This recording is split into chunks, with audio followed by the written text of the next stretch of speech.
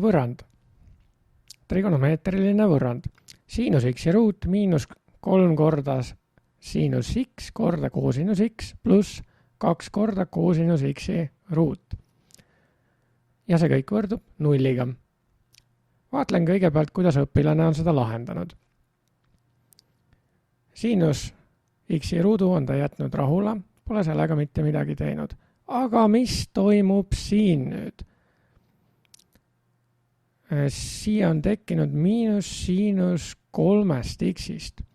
Kuidas selline asi on võimalik olnud? Sellest ma veel saaksin aru, mis siin edasi toimub, et ta on koosinus x ruudu asendanud, aga vaadelgem kõigepealt siis, kuidas on võimalik olnud, et siia tekkis siinus 3 x-ist.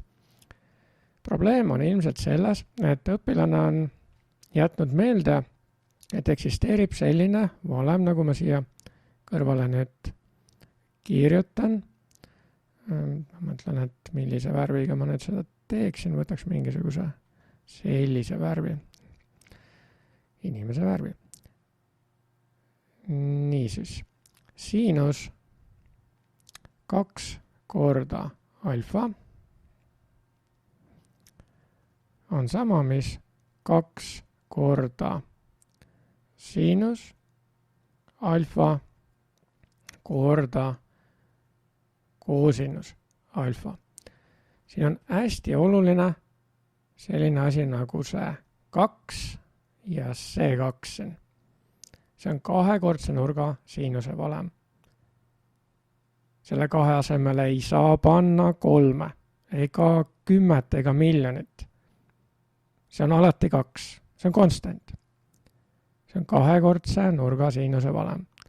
Kolmekordse nurga siinuse valem, kui selline asi üldse eksisteerib, ei ole kindlasti mitte selline. Ja sa võid seda kalkulaatoril väga lihtsasti järele proovida, kui tekib kahtlus. Aga praegu näiteks võikski olla meil selline kahtlus. Võtsin siia kõrvale kalkulaatori lahti, kuhu ma saan kiiresti kirjutada trigonomeetrilisi funktsioone ja arvutada neid välja või lasta neid välja arvutada. Ma võin muidugi ka peast teha. Näiteks, kui meil on selline nurk, ütleme, et ma ei hakkagi seda kalkulaatoriga tegema, ei ole ju mõtet. Kui ma panen siia näiteks, et alfa võrdub 15 kraadi. Ja kui meil on siinus kahekordsest sellest nurgast, siis siinus 30 kraadist, mis on 2 korda 15 kraadi, me teame seda peast, et see võrdub 1 kahendikuga. Võime proovida siit teiselt poolt ka, see on siis 2 korda siinus 30 kraadist korda koosinus samuti mitte nüüd 30 kraadist, nüüd oleks vaja kasutada just nimelt seda 15 kraadi, sest siin on ju lihtsalt alfa. Nii, korda koosinus 15 kraadist. Kuna seda, ma ei viitsi siin mingit poolnurga valemit kasutada, ma teen seda kalkulaatoril demonstratsiooniks 2 korda siinus 15 korda koosinus 15, siin on need kraadid, mitte radiaanid, saame ilusti 0,5.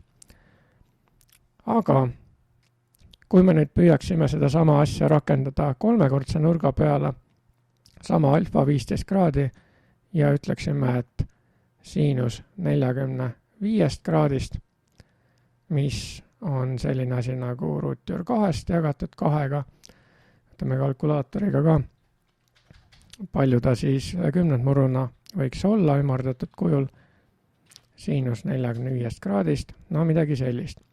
Ja kui ma siia panen nüüd kõrvale 2 korda, nüüd ma panen siis nii nagu õpilane tegi 3 korda siinus 15 kraadist korda koosinus 15 kraadist, siis ma saan hoopis erineva vastuse. Seega märgin kohe punaselt ära, et selline osa siin on vale, nii me ei tohi teha. Ja kuna see osa on vale, siis siin edasi ei ole väga mõtet vaadatagi, mida õpilane on teinud, ta on leidnud keerulised lahendid ja ei teagi, kas ta neid kontrollinud on, ilmselt mitte, sest need ei ole kindlasti mitte õiged lahendid. Kuidas me siis peaksime seda mustas kastis olevat võrrandit lahendama? Kõige esimene asi, mis pähe tuleb, me näeme siin, et siinus x on ruutu tõstetud ja koosinus x on ruutu tõstetud. Kui me kuidagi viisi saaksime need üksliikmed lahti kirjutada, siis meil võiks tekkida siia midagi sellist nagu, võtaks nüüd sinise värvi, midagi sellist nagu, ma kirjutan siia kõrvale, see oli vale tööriist täiesti, nüüd on õige tööriist, a pluss b ruudus oleks siis a ruudus pluss 2 korda a korda b pluss b ruudus. Sest meil siin a oleks nagu siinus x ja b oleks nagu koosinus x. Võiks nagu klappida, eks ole. Aga me näeme siin keskel miinusmärki, aga pole hullu. Meil on ka ju, ma ei hakka seda valemit ümber kirjutama, ma teen siia alla miinuse. Sest kui meil on a miinus b ruudus, siis me saame selle lahti kirjutada kujul a ruudus miinus 2ab pluss b ruut. Seega oleks ju tore, kui me siia keskele saaksime tekitada sellise asja nagu miinus 2 korda siinus x korda koosinus x, aga see on ju täiesti võimalik ja nii ma ka praegu teen. Ma jätan selle esimese alles, siinus x ruudus. See on siis kõige esimene osa, teen siia need asjad, mis ma praegu ümber kirjutan, ma ei hakkagi siin tähistama teistmoodi. Nüüd selle keskmise osa ma kirjutan ümber. Sellepärast, et ma tahan kasutada seda vaheruudu valemit. Praegu on siin 3 korda siinus x ja koosinus x, aga ma teen niimoodi, et oleks 2 korda siinus x ja koosinus x ka. Jätame meelde, et 1 kord on neid veel siin. Aga et oleks lihtsam ülevaade, siis ma panen siia kohe ühe koosinus x ruudu otsa. Me näeme, et neid on 2 tükki. Ühe võime ju siia ära panna praegu. Pluss koosinus x ruudus. Ja nüüd kirjutan kõik, mis üle jäi siia.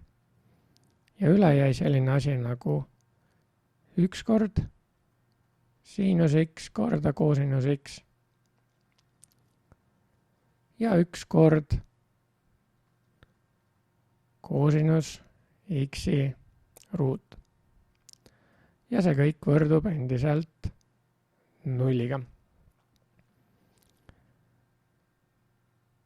Nii, mis nüüd edasi teha selle võrrandiga?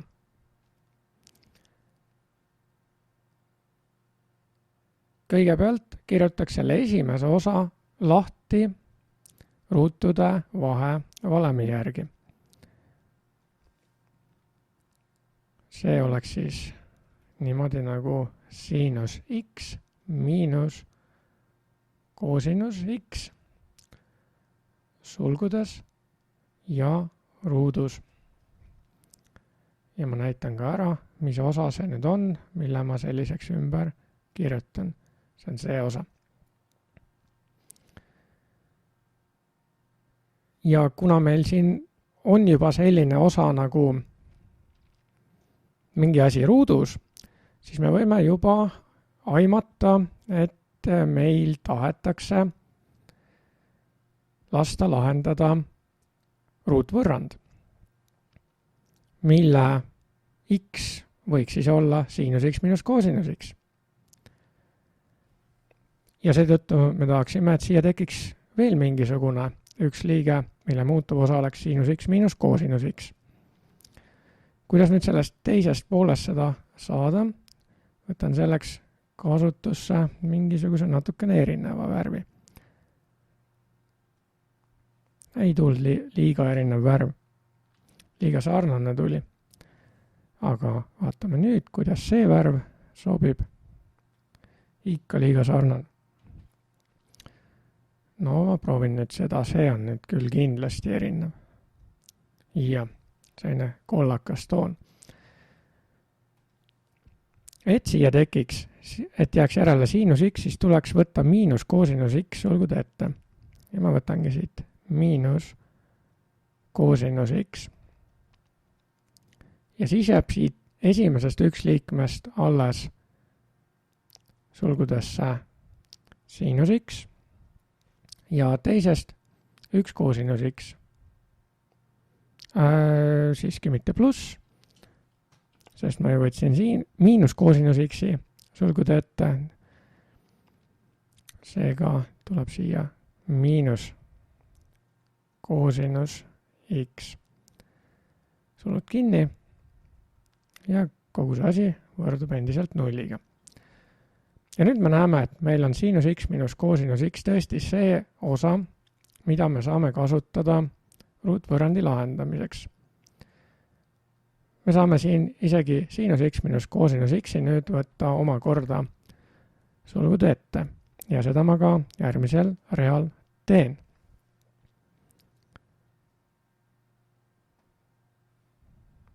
Siinus x miinus koosinus x. Ja see kõik nüüd sulgude ette. Siis meile sulgudesse jääks esimesest siinus x miinus koosinus x ja teisest miinus koosinus x. Ja sulud kinni. Ja see kõik võrdub nulliga. Korrutis on null, kui vähemalt üks teguritest on null. Meil on siin kaks tegurit, üks tegur on see siinus x miinus koosinus x ja teine tegur on see veidi pikem avaldis. Ja sellest lähtuvalt me saame kirjutada nüüd välja kaks eraldi võrrandit. Vasakpoolne siis on selline siinus x miinus koosinus x on võrdne nulliga. Mis me sellega siin nüüd teha saame? Viia näiteks koosinus x-i teisele poole.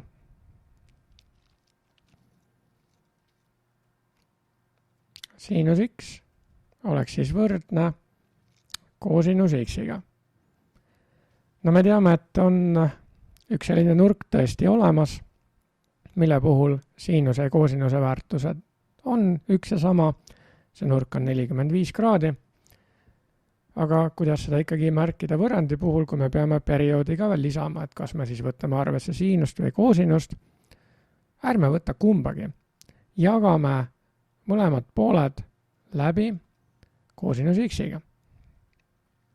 Ja mis me siis küll saame?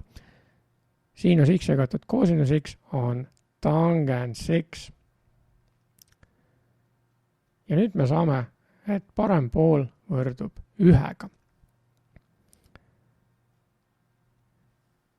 Ja siit me saame kirjutada vastavalt trigonomeetrilise võrrandi tangentsi funktsiooni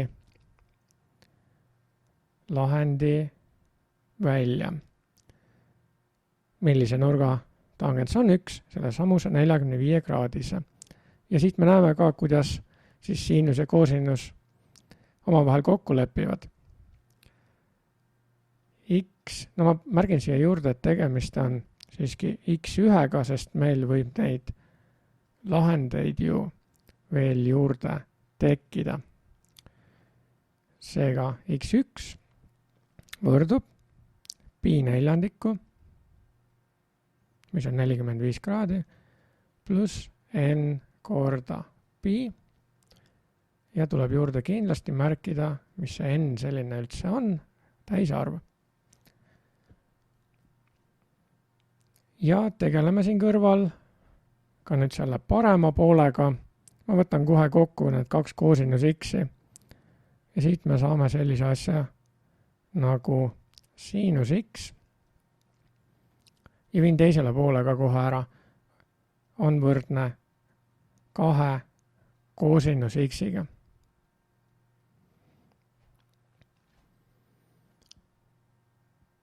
Ja siin võiks nüüd kasutada seda sama trikki, jagada läbi coosinus, ma kirjutan siia juurde ka veel alaindeksi 2 ja siia ka, sest nüüd me otsime teist x-i võimalikku väärtust. Saame siis, et tangens x2-st võrdub selline asi nagu 2. Muidugi 2 ei ole mitte ühegi põhinurga tangens, seega meil tuleb siis nüüd avaldada x2 sellisel kujul nagu arkustangens 2 pluss n korda pi ja ka siia märkida juurde, et n euromärk ja z, mis tähistab täisarvude hulka. Oleme leidnud 2 lahendit esialgsele võrrandile ja nüüd tuleb kindlasti kontrollida. Jätame meelde, et esimene on pi neljandikku ja panen selle pi neljandiku nüüd igale poole x-i asemele. Siinus pi neljandiku ruudust, see on 45 kraadine nurk, ruutur 2 2-ga. Võtame ruutu, on 2 neljandikku ehk 1 kahendik tekib siia. Niisiis, 1 kahendik. Nüüd mis siin keskel on? Siinuse ja koosinuse väärtus pi neljandiku puhul on 1 ja sama. Ruutur 2 2-ga korda ruutur 2 2-ga on 2 neljandikku ehk samuti 1 kahendik. Aga 3 on ees, siis tekib siia 3 kahendikku. Ja 1 kahendik miinus 3 kahendikku on miinus 2 kahendikku ehk miinus 1. Nii et need esimesed 2 1 liiget annavad kontrollis kokku miinus 1. Ja mis saab sellest viimasest? Ruutur 2 2-ga tuleb ruutu võtta, mis on siis 2 neljandikku ehk 1 kahendik.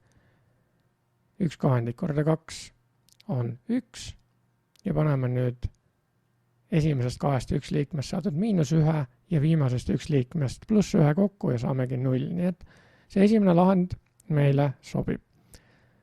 Kas sobib ka see teine lahend arkustangens 2-st? Seda ma tahan kontrollida kalkulaatoriga, sellepärast et tegemist ei ole põhinurgaga. Ja kuidas seda siis teha, ma panen siia veel kahekordse sulu. Tan 2-st ja võtan selle asja ruutu, see on esimene 1 liige, miinus 3 korda siinus tan 2-st korda koosinus tan 2-st, teine 1 liige, pluss 2 korda koosinus tan 2-st ruudus ja saame 0. Järelikult on ka teine lahend õige.